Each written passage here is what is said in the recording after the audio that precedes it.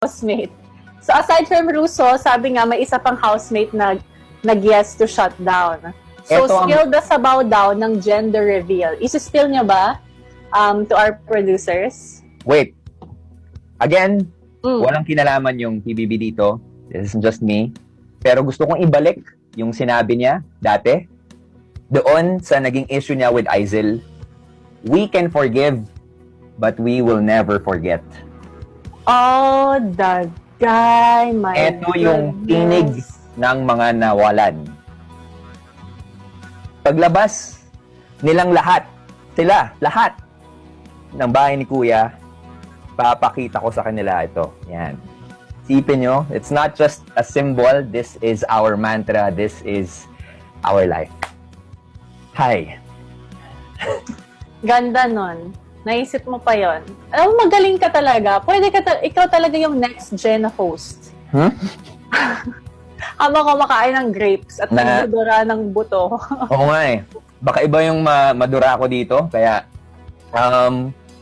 nagiging emotional na mga tagpo ngayon. Pero, ang hirap pala balikan. Ito pala yung feeling mo na parang akala mo medyo okay ka na. Tapos parang pag binalikan mo, grabe.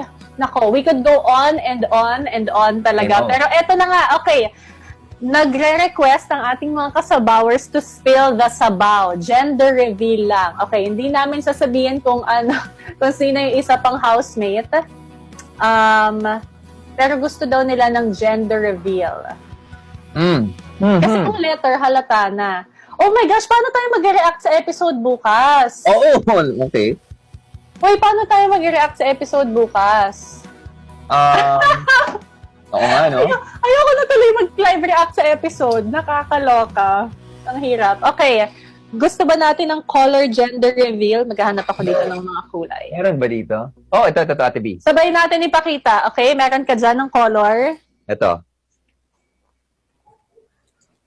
Okay? Bakit may yellow at saka green? Hindi, kasi para malaman kung ano nga ba. Para at least, ang kulay, well, ito na, ang gender reveal. Ang gender reveal. Ayoko sabi ng kulay. Baka mamaya sabihin na. Okay, ang gender reveal. Para dun sa mga nanonood, syempre sa gender reveal ng mga baby, ang blue eye boy at pink eye girl. Yun lang. Klaruhin lang natin. Okay. Ang gender ng isa pang housemate na nagsabi nun ay it's a boy! Yan. Sino kaya yon? Malalaman po natin bukas mismo. Pero